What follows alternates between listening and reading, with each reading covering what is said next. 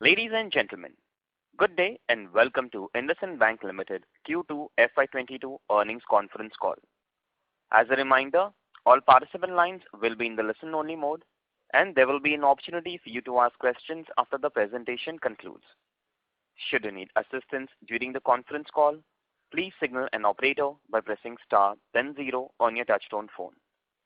Please note that this conference is being recorded. I now hand the conference over to Mr. Sumant Kathpalia, Managing Director and CEO, IndusInd Bank. Thank you, and over to you, sir. Good evening, and thank you for joining this call. I will start with some macro commentary and then go into the bank-specific details. Economic activity is gradually improving with easing of mobility restrictions, the rising pace of vaccination crossing 1 billion mark, growing exports, favorable financial and market conditions, and increasing government capital expenditure. Consumer and business confidence on future prospects is also improving.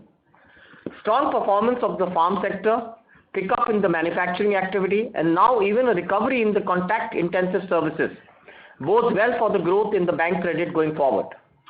A decadal low interest rates across major segments is also expected to drive up credit demand, helped by the receding of the pandemic-related disruption, as almost 65 to 70% adult population is likely to be fully vaccinated by year-end.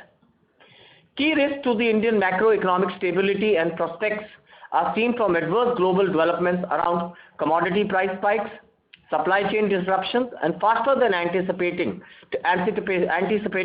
tightening by major global central banks. With foreign exchange reserves at record levels, improving external balances, inflation within the target band, and the growth picking up, Indian economy can negotiate the global headwinds successfully over the coming year. Now coming back to the bank-specific commentary. We will upload this commentary on our website for ease of reference after the call in case you miss any of comments. We have also refreshed our investor presentation with some new details. I hope you will find them useful. Coming to quarter 2. During the quarter, we focused on strong loan momentum. Our loan growth continues to improve every quarter, with quarter 2 growth at 10% year-on-year and 5% quarter-on-quarter. We saw most of our retail product disbursements crossing pre-COVID levels. The corporate book too accelerated growth momentum. Overall, corporate grew 7% quarter-on-quarter, while consumer grew 3% quarter-on-quarter. Maintaining deposit traction. Our deposit growth was strong at 21% year-on-year and 3% quarter-on-quarter, driven equally by CASA and term deposits. Retail deposits as per LCR were even stronger by 48% year-on-year. The deposit traction has remained healthy despite the rate cut earnings as well as deposit rates last quarter. Our cost of deposit has thus reduced to 4.85 from 4.97 last quarter. Asset quality. We saw collections getting back to normalcy across our portfolios, bearing small pockets in microfinance. As the accessibility was impacted during quarter 1 in some states in quarter 2 as well, and given the high-touch nature of vehicle and MFI business, customer moved into NPA and came out as we collected payments.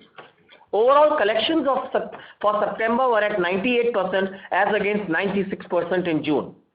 Slippages during the quarter net of upgrades and recoveries reduced to 0.57 as a percentage as against 0.90 last quarter.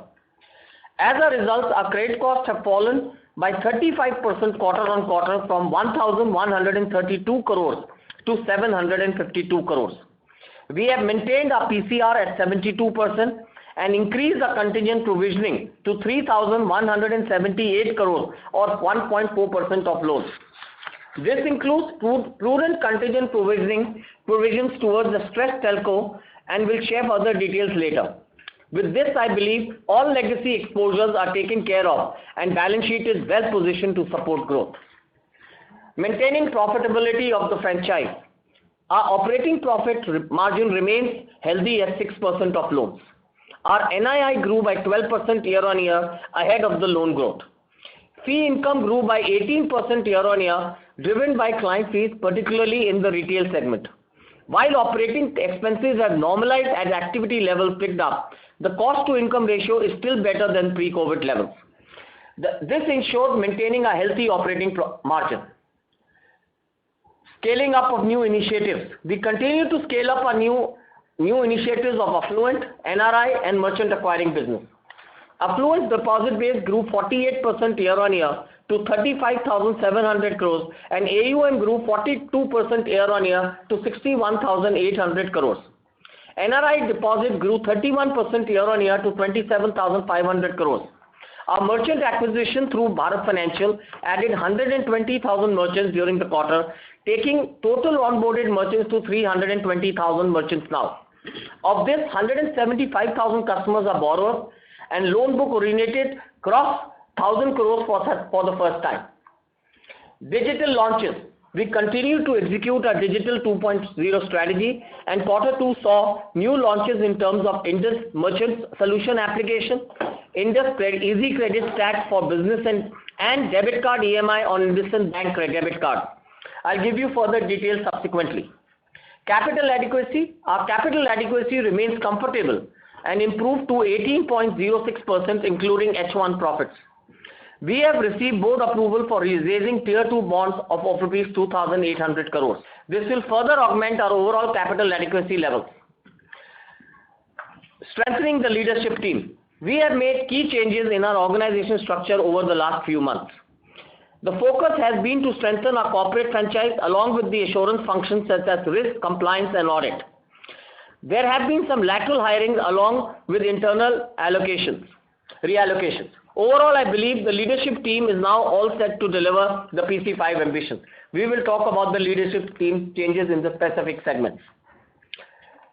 Now, overall, coming to individual businesses. Vehicle finance. Our vehicle finance disbursements saw strong comeback during the quarter. The disbursements for the quarter are at 8,600 crores, grew by 62% year-on-year and 76% quarter-on-quarter. The disbursements had also been higher than the pre-COVID September 2019 quarter. This makes it the first quarter after COVID outbreak where disbursements have been higher than the pre-COVID level.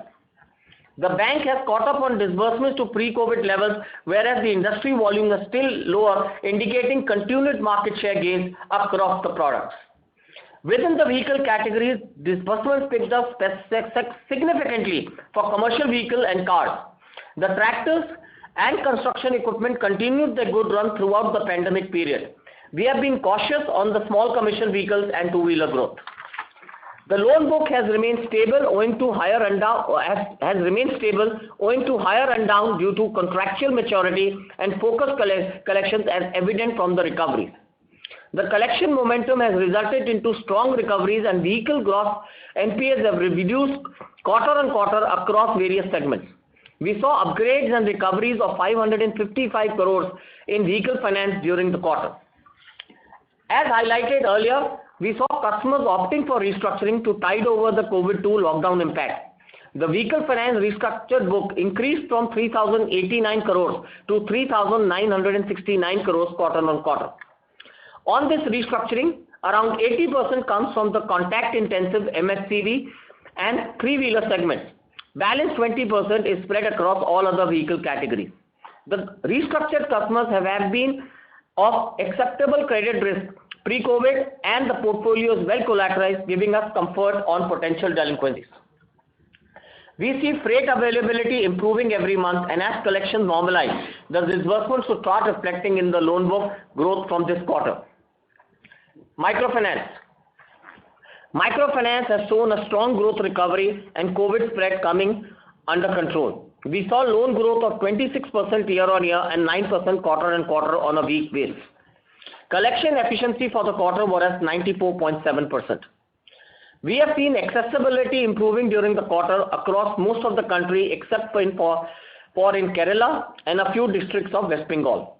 Collection efficiency excluding Kerala and West Bengal is close to pre-COVID levels.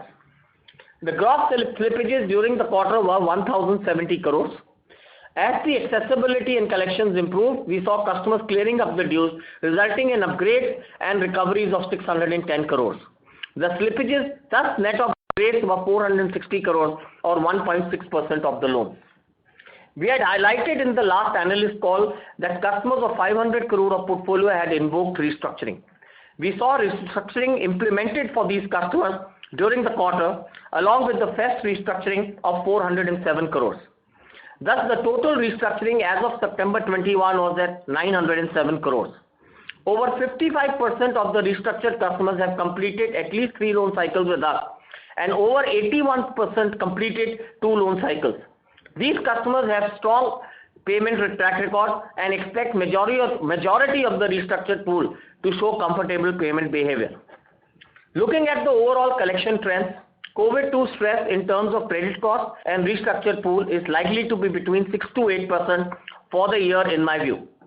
The restructured pool is likely, the expected stress is higher than the first wave due to deeper COVID spread in the rural areas and non-availability of moratorium in the second phase. We have conservatively fully provided on the gross NPAs and carrying contingent provisions to absorb the impact. The overdue buckets have also fallen by half during the last quarter, indicating that delinquency should normalize post-December quarter. We have also scaled up our non-microfinance initiatives. The merchant acquisition business grew to 320,000 merchants. The loan book crossed 1,000 crores for the first time from borrowing customer base of 175,000 merchants. We have also scaled Bharat Money stores from 75,000 to 91,000 during the quarter. These businesses will add diversified revenue streams to BFIL. Overall, we are seeing credit demand coming back in the rural economy. We have been cautious on new customer growth and acquiring them only from well-performing districts. We remain vigilant on ensuring collection efficiency maintains upward trajectory. Other retail assets. This segment contributes 15% of the overall loan book and includes secured as well as unsecured retail assets. After navigating through a rather subdued Q1 due to COVID, asset disbursals resumed growth in Q2. Growth in disbursals was witnessed across secured and unsecured loans. LAP and business banking disbursements are back to pre-COVID levels and expect to maintain traction in coming quarters.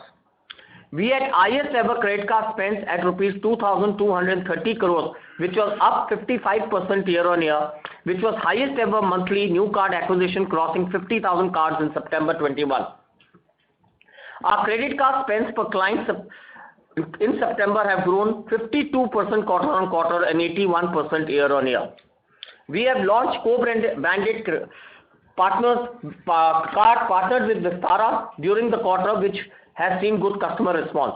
Our proposition is well received by affluent customers with an average transaction size of over 2x compared to other cards. The collection from the consumer segment has stayed stable throughout the COVID second wave. Corporate Bank. The Corporate Bank continues its growth trajectory this quarter as well, with quarter-on-quarter growth of 7% and year-on-year growth of 15%, with the loan book realignment getting behind us. This growth was driven by demand from NBFCs, roads, education and textile segments, particularly from the higher rating profile, shorter duration and granular exposure as per our revised underwriting. Average rating profile of the corporate book improved from 2.63 to 2.63 from 2.87 Y-on-Y, with equivalent to A rating. Slippages from the corporate book at 252 crores have remained small in this quarter as well. We have also seen positive movements in a few restructured accounts and expect upgrades to happen at an appropriate time. We had in past disclosed to a stressed telco of rupees 995 crores of fund-based and non-funded exposure of rupees 2,276 crores. As you are aware, the government has announced major relief package improving the viability of the telecom sector. This and other developments have reduced default risk, particularly on the non-fund exposures in my view. We believe our guarantee exposures could come down in light of these developments, and I will update you once the clarity emerges. We have nevertheless prudently made contingent provisions to the extent of fund-based exposure. With these provisions and our inherent strong profitability, I think the last of the legacy exposure is also behind us. We have reorganized our corporate banking franchise. Sanjeev Anand, who was responsible for mid-corporates, will now head the overall corporate banking as one unit. We have also strengthened our team by lateral senior level recruitments, including Neeraj Shah, who joins us as Head of Institutional and Strategic Client Group. The investment banking as a product unit is now housed under the Deputy CEO Arun Khurana, who is in charge of all the product units of the bank. A new head of investment banking is expected to join us next month. The corporate banking team is now well organized, has clear underwriting framework, and is without any legacy exposures to worry about. I believe these positions are well to participate in the corporate credit growth revival. Gems and jewelry. Our diamond manufacturer financing unit continues to maintain its pristine asset quality with no NPA or SMA2 or restructured loans. The loan book saw a good growth of 4% quarter on quarter as borrower utilized working capital lines ahead of the festive season. We expect a stable loan growth and asset quality position in the foreseeable future. Now coming to deposits. Retail liability mobilization remains cornerstone of our PC5 strategy. Deposits grew 21% year-on-year and by 26% year-on-year growth in current and savings account. Retail deposits as per LCR growing 48% year-on-year and 6% quarter-on-quarter. We have reduced our deposit rates across savings and term deposits last quarter, and the deposit momentum was maintained despite these rate cuts. Our cost of deposits at 4.85% saw a reduction of 12 basis points during the quarter and 120 basis points cumulatively in the 6 quarters I took over. Our reliance on certificate of deposits continues to remain low and has fallen quarter on quarter from 3% of deposits to 2.5%. Our affluent business has continued strong performance. Our deposits from this segment grew 48% year-on-year to 35,700 crores. Our NRI business grew 31% year-on-year to 27,500 crores. NRI segment saw strong CASA growth of 62% year-on-year, while term deposits grew 24%. We have also received the agency bank authorization from the RBI. As agency banker, IndusInd gets the privilege of doing collections and payments on behalf of the Government of India and state governments. We have already signed MOU with Central Boards of Direct Taxes and Indirect Taxes. This will strengthen the foothold in the government business and increase stickiness of our retail and corporate customers. We have maintained an overall average LCR at 148% and were running surplus cash balances in excess of investment of over 59,000 crores. As we saw loan growth acceleration in the later parts of the quarter, the average surplus liquidity is expected to come down from current quarter onwards. As a result, our reliance on borrowing is coming down every quarter and moving towards long-term sources. We have shared details in the presentation with almost all the borrowing from long-term sources. Digital traction. We continued execution of our Digital 2.0 strategy, and Q2 saw new initiatives getting launched. During the quarter, we launched Indus Merchant Solutions app, Indus Easy Credit Stack for business owners, and debit card EMI on IndusInd Bank debit cards. These are in addition to the Easy Credit for individual launched in the last quarter. Indus Merchant Solution provides small merchants and retailers a unified stack to bring all the payments, lending and banking needs under a single umbrella. IndusInd Easy Credit Stack for business owners provides easy access to small ticket unsecured business loans as well as secured overdraft up to 2 crores in a completely digital manner. Debit card EMI is a convenient consumer financing solution at point of sale for our customers. All these initiatives are cloud native, microservice driven, API based stack making us ready for platform banking and open banking and will give us the need to scalability and agility. The digital adoption and volumes continue to see growth. Digital transactions contribute 91% of our total customer transactions. Close to 4 million sales happened digitally during the quarter across retail products, showing a 50% growth on a sequential basis. The mobile app user base increased by 36% year-on-year, and mobile transactions are up 2.3 times YOY. Bank refreshed its mobile app with cleaner interface and response time improvement, continue to get positive feedback from the users. All new IndusInd mobile app is now rated 4.3 on the Play Store and among top 3 rated banking apps now. Overall, we remain on track on digital along with the new initiatives on individual and vehicle finance segments planned for launch in a few months. Now coming to the financial performance for the quarter. Quarter 2 witnessed acceleration in growth momentum with NII up by 12% year-on-year at 3,658 crores and operating profits at 3,219 crores was up by 13% year-on-year. Our PPOP over loans was maintained at 6% in a tough operating environment. Our NIM for the quarter was stable at 4.07. Our yields on advances came down by 9 basis points due to the mix in favor of corporate and shift towards higher rated borrowers. The cost of deposits also fell 12 basis points quarter on quarter, maintaining the stability of margins. Other income grew by 18% year-on-year. Client fees rebounded after a weak quarter 1 due to COVID. The client fees grew 24% quarter on quarter and 42% year-on-year, driven by strong retail fee recovery. Share of retail fee has improved from 48% to 59% quarter on quarter. Income from trading was at 332 crores for the quarter. Our cost to income inched up slightly to 41.4% as the business momentum picked up during the quarter. Overall, we are still below pre-COVID cost to income levels of around 43%. Now coming to the provisions and some asset quality indicators. We continue to follow conservative provisioning approach. Our provisions for the quarter were at 1,703 crores. With strong collections and recoveries, the specific credit cost provisions for the quarter reduced to 752 crores from 1,132 crores quarter on quarter, down by 35%. We prudently added 978 crores of provision towards contingent buffers, taking our surplus provisions to 3,178 crores or 1.4% of loans. Our GNPA has come down to 2.77% from 2.88% quarter on quarter, and net NPA was down to 0.80, employing a comfortable provision coverage ratio of 72%. Total loans related provisions are at 3.9% of loans or 138% of gross NPA. Our SMA1 and SMA2 book is stable at 30 basis points and 49 basis points respectively. Our net profit momentum continues despite the conservative provisions.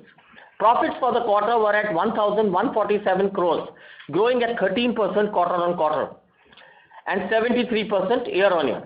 Our CRAR including profits improved to 18.06% from 17.89%. CRAR will be further augmented with planned tier 2 issues during the quarter. Overall, I think we are trending towards the PC5 ambitions. The strong disbursements in the retail segments coupled with reinvigorated corporate franchise provides us comfort on the continued loan growth and NII acceleration. The deposit side has been chugging along nicely with growth in retail liabilities to 41% of deposits along with reduction in cost of deposits. We have been able to maintain a strong PPOP margins at 6% of loans in one of the toughest operating environments. We have built strong coverage on stress exposures including all legacy accounts. Our restructured book has been performing well and has adequate contingent provisions. Our bottoms-up conservative simulation of credit costs from restructured pool is of 20% in vehicles, 10% in corporate and secured retail, and 50% in unsecured retail including microfinance. Leave surplus even after making 100% for telco funded exposures. The return on assets has improved to 1.29% and return on equity has moved into double digits for this quarter at 10.29% and should have been in mid-teens if not for the contingent provisions. Also, as risks from the COVID and legacy exposures are diminishing every quarter, we are very well poised to show underlying growth and profitability of the organization. We are committed to our PC5 growth ambitions. With this, we can now start the question and answer session. Thank you very much. We will now begin the question and answer session. Anyone who wishes to ask a question may press star and 1 on their touchtone telephone. If you wish to remove yourself from the question queue, you may press star and 2. Participants are requested to use handsets while asking a question.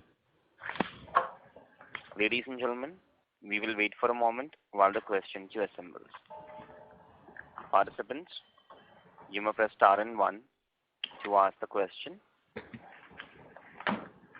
The first question is from the line of Nitin Aggarwal from Motilal Oswal Securities. Please go ahead. Yeah, hi. Thanks for the opportunity. So the question is like on the contingent provisions that we have like spruced up this quarter. So is it like some formula based or purely discretionary? And how will the drawdown approach be from this reserve that we are building? So, first of all, I think this is very thought through on a thought through basis, and of course formula based. So 100% of Vodafone the telco provision has been provided on a funded exposure. That was what we committed, and we have done that already. So that's number one. Number two, I think we've looked at our flow-throughs and the collection efficiency of the restructured book. So one is the regulated guidelines of what you need to do on the. We have taken excess provision basis our excess flows and to be comfortable and taken a very conservative approach on what the flows will be, and basis that we've taken a provision. In addition to that, we've kept a buffer of about 300 to 400 crores, which can help us and make sure that if there's any other flow.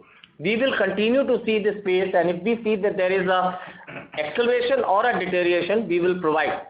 Even if there's an acceleration, we'll maintain this provision because it will come in handy at some point of time. Right. But as of now, shall we take it that we don't need to provide anything more here, or will we continue to make these provisions? Actually, really speaking, we don't need to provide. But being a prudent banker, I think we may provide for it if we see there is a need for it. But I don't think we need to provide anything extra. What we may do is for the non-funded exposure of Voda, we may provide some amount extra and keep it aside. Okay, sure. And secondly, on the restructured book, like how much of this is paying currently and how much is under moratorium, and what sort of slippages are like we building in from this pool? So let me answer this question in two ways, and I think our restructured book has been performing very, very well and has adequate contingent provisions. If I see the book, overall 90% of the book is paying the installment. Where we are seeing a little bit, and you have to go by segments to see that. I think on the corporate side, in fact, you will see some accounts moving out actually, and a large part of the account, 80% of that restructured book moving out, because I think almost a lot of this has got settled for us. On the what you call the commercial vehicle side of the book, there are two things which you need to observe. All these were most of these clients were very good clients of the bank, majority of these clients. And I think they've asked for a deferment or a smaller EMI payment because of the pandemic, and they were scared of the COVID-3 at that point of time. I think they are regular in their payment, and I do not believe the flows of this book will be more than, we have taken a 20%, but not more than 10%. It is absolutely performing well for us as of now. On the unsecured side, which is the microfinance side, I think these are cycle 2 and cycle 3. On a conservative basis on unsecured, we have taken a 50% through. Actually, the collections on the microfinance has not started because they've just happened.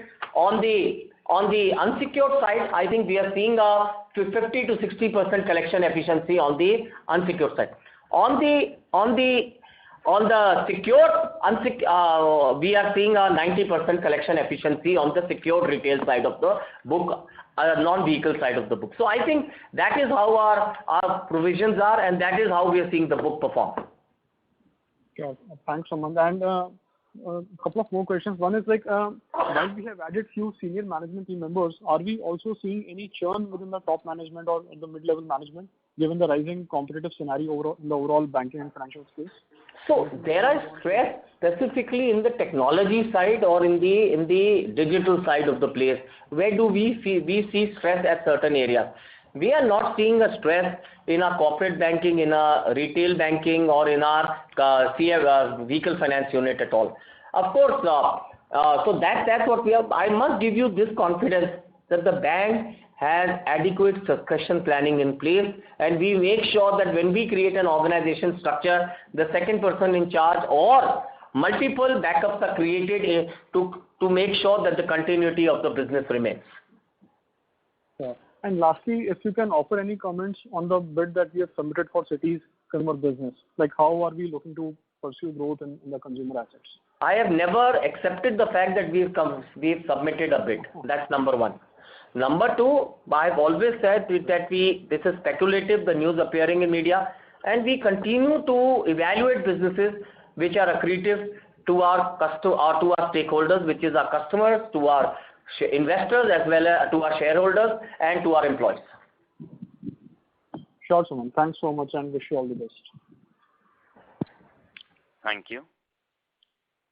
The next question is from the line of Gaurav Singhal. My apology. Samir Bhise from JM Financial. Please go ahead. Yeah. Hi. Thank you for the opportunity. Just a quick question. This is on the microfinance piece. What is the nature of restructuring offered here? Is it like a moratorium, say, for how many months, and any details there? So I think you could have offered an extension up to 1 year to 2 years in the business, and that's what we've offered. I don't think there is a moratorium which has been offered. I think there may be some cases where we have offered a moratorium of interest-only payments, which have been offered for 6 months to the customer. So the weekly or monthly outgo, whatever it is, it goes down when we don't offer morat, but just extend the term, right? Yeah, just extend the term. And secondly, on the corporate book, we've seen a reasonable amount of growth sequentially. Any comments on pricing there? Yes, pricing is very competitive in the corporate world. But please understand, I'm sitting on excess liquidity, and I was putting it in the reverse repo at 3.4%. So please understand, there is an opportunity to do short-term lending, working capital loans in the corporate side at 4.5% to 5%. That's number one. Number two, we've got very good AAA rated and AA rated paper in the good public sector enterprise where we've done these businesses, and we felt very comfortable doing that businesses at that point of time. Also, we found good exposures coming in NBFCs, textile business, and we got some exposures in that, and we did some very good loans in that business. Okay. And just breakup of the restructured book between corporate, commercial, and business. I could probably take it offline also, but if you can give, it would be helpful. So let me give you the restructured book. I think our restructured book as of September 21 is 7,982 crores, up from 5,657 crores. I think our vehicle finance unit is 3,969 crores, which is 49.7% of the overall book. Secured retail is 763 crores, which is 9.6% of the book. Unsecured retail is 365 crores, which is 4.6% of the book. Of the overall restructuring. MFI is about 907 crores, which is 11.4% of the total restructuring, and corporate is 1,978, which is 24.8% of the restructuring. Great. Thank you so much, and all the best. Thank you. The next question is from the line of Gaurav Singhal from DK Partners. Please go ahead. Hi, thanks for taking my question. You mentioned earlier in the call, I think I missed that number. What was the fund-based exposure you had to the telecom operator which you took as provision? It's about 990 crores, in my opinion. 990 crores. Yeah. Got it. Okay, so that's the majority of your contingent provision. Yeah. Okay. And in this press release that Vodafone had released around the time of this government package, they had mentioned that there was a lot of relief on the non-fund based side. I was just reading it. There was 80% reduction in BG requirement for license fee. I think there's no BG requirement now for these AGR dues. So how much is our BG, is our non-fund exposure today? How much will be released based on these new rules? So I think, Gaurav, I think we still await the final fine print from the DOT and Birla. In my opinion, I think we have a 2,320 crores of BG, 2,276 crores of BG, and I think what we've been informed is I think it will move down substantially, and that's what we are waiting for, and that's why we waiting for the final details and the final print before we reduce that exposure. Got it. But if that number is close to that 80% number which was in the press. I cannot comment till I see the finer details, and we have to see the document, and we await that finer details. Okay, great. Thank you. Congrats on the good results. Thank you. The next question is from the line of Kunal Shah from ICICI Securities. Please go ahead. Yeah, congratulations for a good set of numbers. Firstly, in terms of OPEX across most of the peer banks, we had seen huge investments in OPEX this particular quarter, and wherein there was a jump on a quarter-on-quarter, year-on-year. Ours is still managed well. So how should we look at it? In fact, we are done with most of the investments over past few quarters and prepared for the growth now without incurring too much of the OPEX, or we would see a flow through coming in the coming quarters for the higher investments we might need. So Kunal, let me answer these questions two ways. One is, have we stopped our investment cycle? The answer is no. We will continue to invest in branches till we reach 2,500 branches, and we will continue to invest in technology. The major investment which is going to come is in the individual proposition, which I think we've still not launched, and it's going to come, and I think you will see some investments coming in. I've always said, having said that, that we will be in the range of 41 to 43% cost to income ratio, and that is where I think a good universal bank should be in, and we've maintained that throughout, and that is where we are. We may fluctuate at some point at 40, sometime at 42, but between 41 and 43 is what our range is on the cost to income ratio. Sure. And in this MFI, there is significant expansion in the branches out there, or so this is more to do in terms of, so at one place we had seen almost like 1,000 odd crores kind of a slippage, 900 odd crores kind of a restructuring. You highlighted that two states, particularly Kerala and West Bengal, is giving the pain. So is it like major proportion of slippage has flown from there, and other states we are seeing a lot of comfort, and that's the reason we have seen a lot of investment? So that's like almost 280 odd branches which have been added on the BFIL side. No. Don't look at it this way. I think what has added on the BFIL business correspondent side is the merchant acquiring branches. So we have got into a business where we've created a 1,000. As we talk today, we sit on a 1,200 crores of merchant acquiring business which we have created afresh, and it's a separate independent branch and a vertical which is working on this business. So this is a business which runs at an efficiency of about 42% and is at a yield of 23.6%. We are very, very confident of this business, and this is a new line of business which we are growing under the Bharat Financial umbrella which we are going. Having said that, I think on Kerala as well as West Bengal, I think we will add resources. We've added collection resources there so that the old branch managers who are more experienced and all move towards the collection, because our collection efficiency in these states are hovering around 65 to 70% depending on the state which you talk about. And I think it is very important, and 48 to 50% of our flows have come from this unit, from these two states. Flow of slippages. Yes, absolutely. Sure. And lastly, in terms of the overall credit cost, so we have been guiding earlier as well. Maybe first half is high, but that is on account of contingency.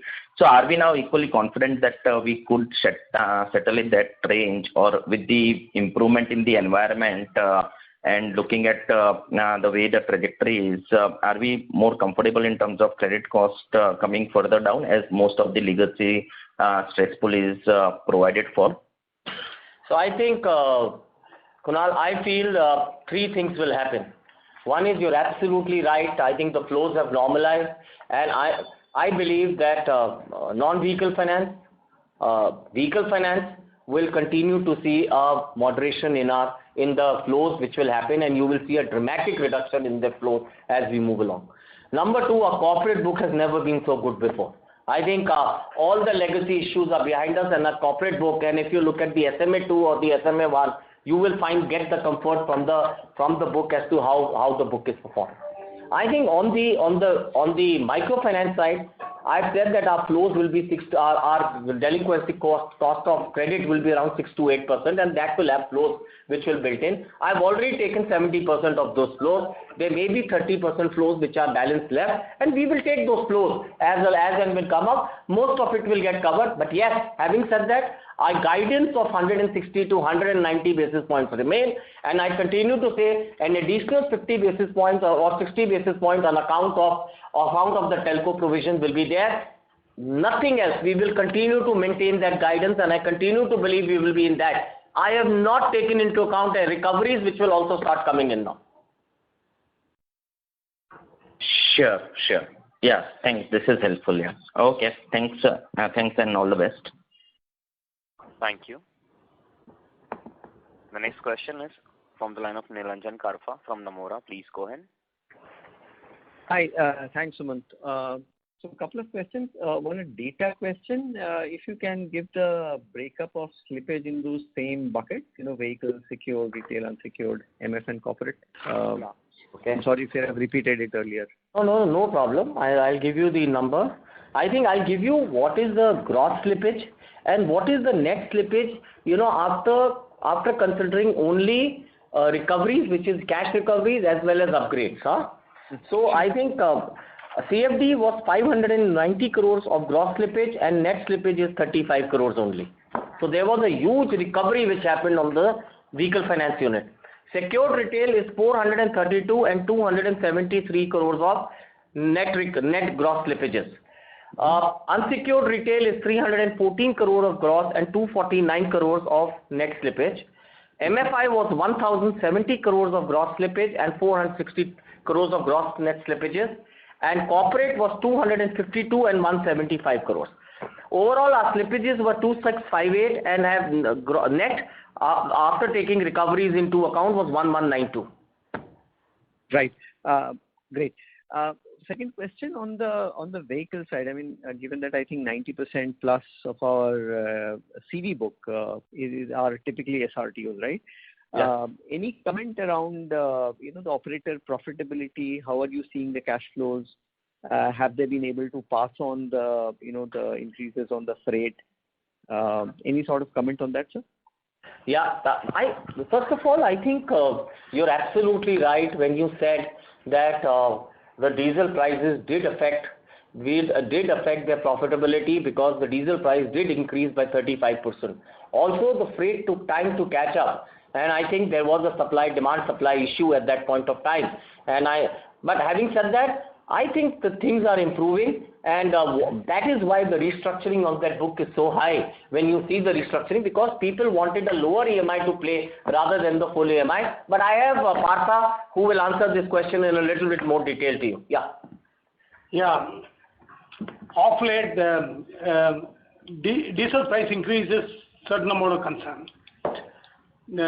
Definitely, people are reasonably stressed to pay the installments, but so far, there has not been a major issue in terms of payment of installments, which we have been getting quite regularly.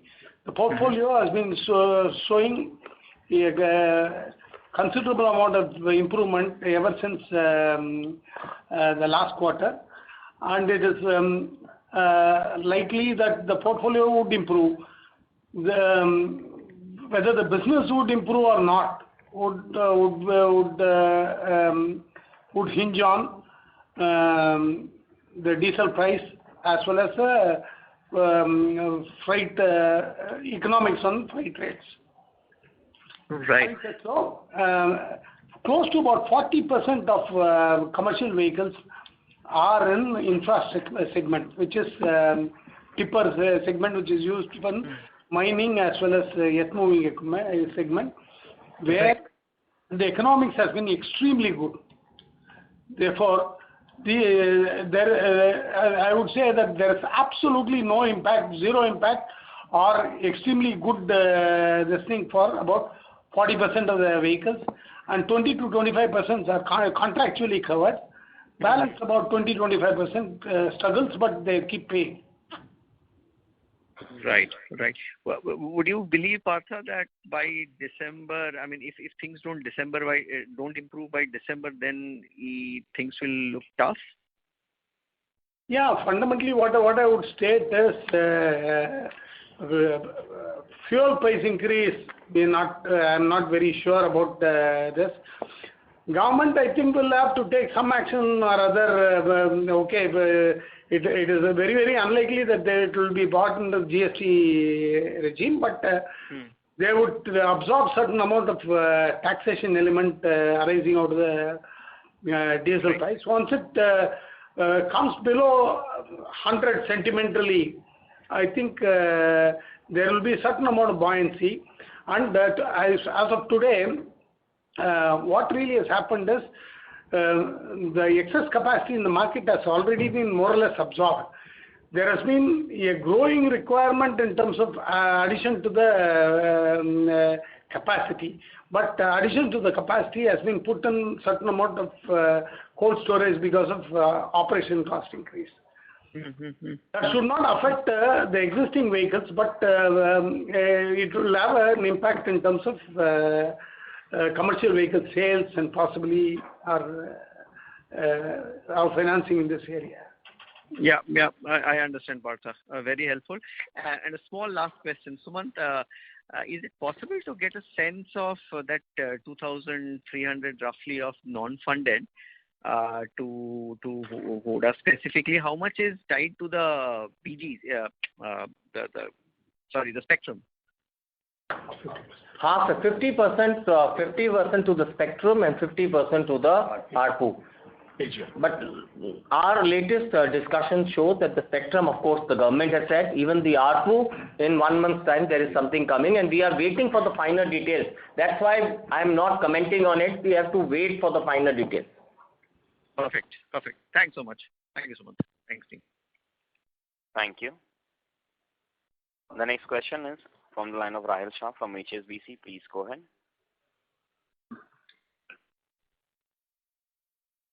Hello. Go ahead, Rahil. You're audible. Yeah. So thanks for taking my question. Can you share the overdue loans in the MFI book? So you mentioned in your opening remarks that it has reduced by half. So if you look at the MFI collection efficiency, I said it's 94.6%. If you look at the 30+ book, it's about 2,000 crores. That's what it is. 2,200 crores to be precise. Including NPS. Huh? Including NPS. Including NPS. Sorry, including NPS also. Okay. And so like more qualitative understanding. So within this book, how many customers would be like completely non-paying? This I don't have the final details. We can have Shalabh. You can have a one call with Shalabh, who runs the MFI business, and you can have a call with him. I don't have the finer details on number of clients on this. Sure. And yeah, thanks. And just one more data keeping question. So what would be the size of three-wheeler book? Would it be around 3,000 crores? Yes, you're absolutely right. Okay. Oh, thank you. Thank you so much. Thank you. The next question is from the line of Akriti Kakkar from Goldman Sachs. Please go ahead. Yeah, hi, Sumant and team. Good evening. This is Rahul here. Just one or two clarification on the MFI point. So Sumant, you said gross slippage is about 1,070 and the net were 460. So the differential of 600 is on account of what exactly? So there were recoveries which happened as a consequence of the clients. And we contacted the client. There were accessibility issues on 3 or 4 states. I think we were able to access Orissa in certain districts where we got the recoveries. And there were certain states where we were at 92, 93, we got into 95. So we got some recoveries as a consequence of that. And write-offs were significant in this portfolio or manageable? No, not so much. Not so much. Give you the number? No, I'll give you the number exact. We actually did a write-off on the MFI of 0 last quarter. No write-off. Got it. And how do you see this MFI book, panning out now across portfolio, and particularly even for West Bengal and Kerala? So when I tell you my number 6 to 8%, I have assumed that we will remain maybe improved by 10%, but we will remain static as that, and I have taken that call that we may have to take a hit and provide for it. And that's where I said that there may be an additional flows which may be coming, and that's why I said 6 to 8% of the book, and there may be an additional restructuring which may happen of 200 to 300 crores. Having said that, I must say we carry enough provisions to take care of that, and that is why I am building in additional provisions. It's not that I require it, it's just that and that is where I have said this is my flow and this is how the provisions will happen. I do expect, Rahul, that in October, November, December, where we are seeing buoyancy all over, I believe a lot of these issues may be behind us and we may be talking a different language when we talk in the month of November. We are seeing a very good pickup in the microfinance state, in collections now. Interesting. And the troubled states also, like Bengal, Kerala that you talked about? So Kerala is now becoming accessible, though the floods did play a little bit of a barrier. In West Bengal, I think the issues were different, and I think those issues are getting addressed. It was not really accessibility issues. Okay, got it. The other point was on Vodafone again. You talked about that, of the 2276 crore of BG, you've earmarked the entire contingent provisions of 100% towards this. And NFB also you would expect to make something which you said is 990 crores. I have made a provision, Rahul, on the fund-based exposure of 990 crores. Number one. Oh, okay. And this account was standard and not, this account is absolutely standard. There is no overdue on this account. On the non-funded exposure, there is a document which is going to come out, a finer details, and we will act accordingly. In my opinion, a lot of these guarantees will follow up, but I don't want to commit that right now unless until I see the finer details myself. Got it. So contingent upon that, we'll take a call as to we need to earmark more provisions or not. And this would not be part of your 160 to 190 guidance that you're giving. We have said, otherwise I'll be lower on provisions. I have said if I take the Vodafone provisions to 50 to 60% of the original provision, then is where I require 50 to 60 basis point extra. Okay. In addition to 160 to 190 range you have talked about. Yes. Got it. Just final question in terms of business momentum. I think, frankly, the bank seems to have now, come out of the woods and seems to be on a stronger footing. But ROAs are, of course, trending around 1.2, though significant improvement from the time you took over. What kind of strategy you and your senior team, are sort of, working on over the next, 12 to 24 months? Where do you see this ROA could go to? Of course, provisions would fall, but do you see any improvement in PPOP ROAs to also come through from the current levels? And also on the loan growth side. So can you give us some sense, qualitative or quantitative, over the next 12 to 24 months, where do you want to see the bank, to be? So, Rahul, we have disclosed our PC5 strategy very, very transparently. I continue to believe that we are going to grow 16 to 18% CAGR on our loan growth. Unfortunately, this year we've only grown by about 10% up till now.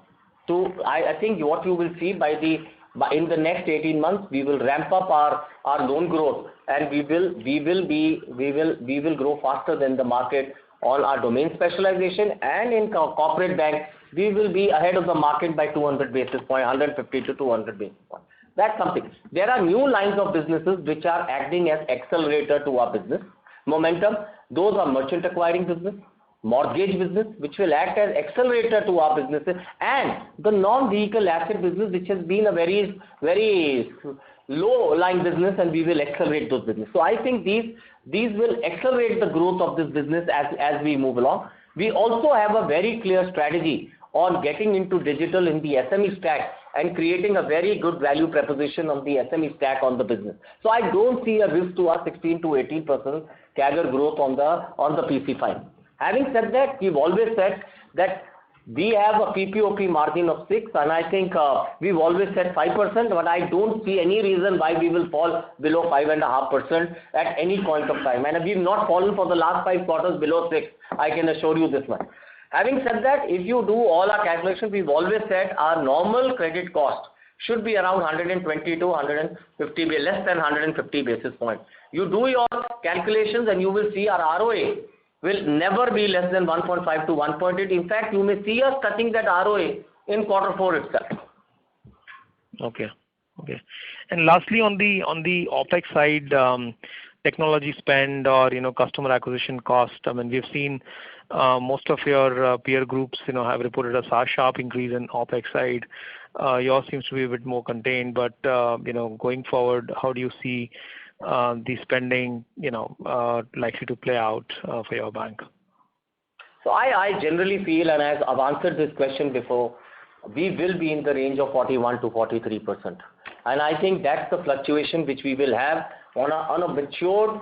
See, please understand, my microfinance business runs at an efficiency of 23%. Our vehicle finance unit runs at an efficiency of 34%. Our diamond business runs at an efficiency of 6% or 7%. Look at the value which I get as I'm scaling up these. Our consumer bank runs at an efficiency of 58%, and the more they get, the more they are bringing value, their actually efficiency is only improving as we talk. And our corporate banks are running at an efficiency of 30-35%, and you will see and our global market runs at an efficiency of 5 to 6%. I think we have very efficient businesses as a business of what we've created, and our focus on fees as well as on asset growth has really helped us believe that. And I think as we add new businesses into our unit, the merchant acquiring business, I think we are not talking much about it, but it will be a 5,000 to 7,000 crore business by the end of year 2, and it is at a yield of 23.6%, and it's credit guaranteed, and you will have a risk cost which will not be more than 80 to 100 basis points on this business. It is an ROA 8 or 9% business which we have created. Our affluent business, it's actually a new business and giving me 100 crore fee per quarter. So I've got the accelerators in place. So while my cost will increase, I believe it will be range bound between 41 to 43%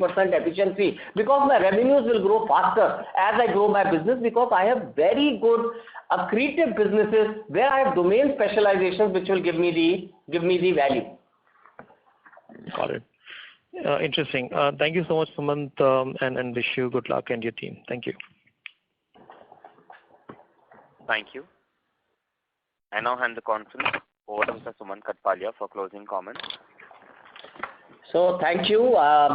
Thank you for your time and patience. I just want to tell you that I think finally you're seeing us out of the woods, and I think the growth story is back. The old IndusInd story is back, and what you had invested for and what you had waited for all this while, I think I took maybe a quarter or two extra, but you will see this growth coming back in a very strong way. So thanks a lot, and for any questions which you may have, you can contact me or Indrajit. Thanks a lot, and God bless. Thank you very much. On behalf of IndusInd Bank Limited, that concludes this conference. Thank you for joining us. You may now disconnect your lines. Thank you.